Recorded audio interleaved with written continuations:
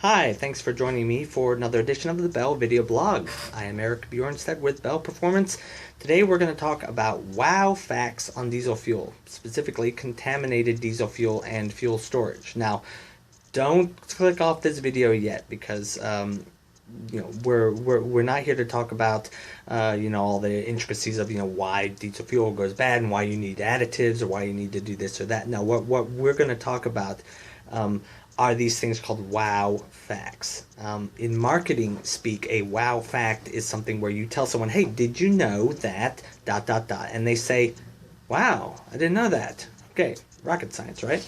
But some of these are fairly interesting, and depending if you have an interest in a given area, then that might become something that's relevant to you and might make you start thinking about other things. For example, there's a lot of people out there who talk about the value of multivitamins and nutritional systems and stuff like that, and so someone might say, hey, did you know that if you compare fruit from today in the 21st century to how it was in the, let's say, the 1950s, if you look at peaches, did you know that peaches today contain less than 2% of the vitamin A that they did back in 1952? Now, most people are at least moderately interested in nutrition, and that's something that's going to make someone say, oh, wow, I didn't know that. I mean, I certainly did when I read that. Now, we're not here to talk necessarily about nutrition, but that's an example of something.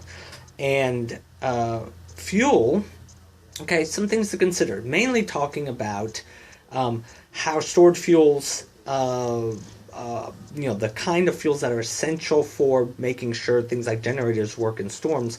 There are a few things to consider that may make someone sit up and take notice and maybe start to question whether they're doing everything right that they need to in order to be best prepared. So, and one of the reasons we bring this up is that it is hurricane season now. This is June, and hurricane season has started. And so we figured this was a good time to start talking about some things like this. So anyway, number one, people who use generators, they store gasoline or they store diesel, and if that fuel for that generator isn't up to par, so to speak, then their generator is not going to run when they need it to. Now, consider this: those of us older than age 30 remember the North American blackout of 2003. I remember it because I happened to be in Atlanta, Georgia, in a body shop getting my windshield repaired because I had been driving on the interstate and a piece of wood had flown off a truck and had hit my windshield and had cracked it all to pieces. So I was there getting my windshield repaired, and they got the news on, and the entire eastern half of the United States has this giant blackout. It's wiped out like power to 50 million people. You can pretty much know that a lot of those businesses and people had backup generation systems. So the giant blackout happens, they say, okay, flip on the backup generator. And what they found is more than 20% of all the backup generation systems, either they didn't start at all, or they started and then they sputtered to a stop after just a few minutes. They were not available at the exact time that they were needed. And the reason why this is because, or rather the reason why this was because their fuel was bad. Now, just the number 20%, that doesn't seem like very much, but if you talk about more than 20% of all of them across the entire half of a country, that's pretty impactful. And that's something that when we found that out, we said, wow, I didn't know that. That's pretty big. People need to know about that. Second one, looking at the health of gas and diesel fuel. Did you know that if you go back to, let's say, 1965, so 50 years ago, you could take commercial gasoline, you could store it, and you could crack it open 2 to 5 years later, and it was still right as rain. Shelf life for commercial gasoline, 2 to 5 years, 50 years ago. Today, the expected shelf life for gasoline, 30 to 90 days, 1 to 3 months. Not 1 year or 2 years, 1 to 3 months. And if it has ethanol, in it, you're talking about like 28 days maximum. Okay, that's pretty big. You go from 2 to 5 years down to 1 month. And a lot of people don't know that that is the case, but it's well documented. It's 100% true. Storage life for fuels has decreased, markedly over the last 50 years. And there's a number of reasons for that. I'm not necessarily going to go into all the details here. Another thing to consider along those lines is that if you take diesel fuel, okay, we talked about gasoline, but if you take diesel fuel and you mix in a little bit of biodiesel into it, a lot of places are mixing up to 5%. You mix a little bit of biodiesel in it, the storage quality of that goes down by 25% in the first month of storage. And if you have any water present, the storage quality actually goes down by like 95%. Okay, those are wow facts.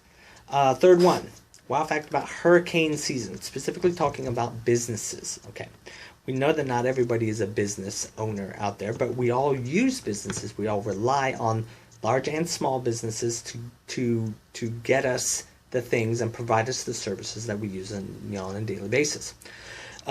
For businesses that are in the line of fire, so to speak, with respect to hurricanes, okay, hurricane comes, wipes out power to a lot of people. It might damage a business's structure. It might otherwise cause a business to have to stop doing what they normally do for a period of time until they get on their feet. Now, the wild fact is, if you have a business and you get hit by a hurricane and you have to stop operations, temporarily in your mind, but you have to stop operations for more than 30 days. That's the cutoff, more than 30 days. History shows that 80%, more than 80% of those businesses go bankrupt. They go bankrupt. They have to close the doors. They never reopen, or they reopen, but things sputter along because they're so far behind that they have to close their doors. 80% of businesses that are affected by a hurricane and have to stop doing business for more than 30 days, 80% of those businesses essentially never reopen. Now, for those of us that have businesses, how do you keep yourself from being one of those? Well, the first thing, we're not going to talk about, you have to treat your fuel, or you have to do, that is important, but that's not really the overall point of this. The overall point is that you have to have a plan, an emergency response plan. You have to know what you're going to do to prepare yourself to be better able to weather this kind of storm and not be one of those 80% of businesses that fail. And of course, doing things like making sure you have a good backup generation system, making sure that the fuel inside that backup generator remains fresh, you treat it. Those are things you are going to want to do, but that is not the main point. The main point, most important takeaway of that wow fact is have a plan and implement it and be prepared. We do have more information on this subject, bellperformance.com and wefixfuel.com. Go check them out. Look for things having to do with hurricane awareness under the resources section. We have some information on this that should be useful to you. So, thanks for joining me. I am Eric Bjornstead with Bell Performance. We'll see you next time. Bye-bye.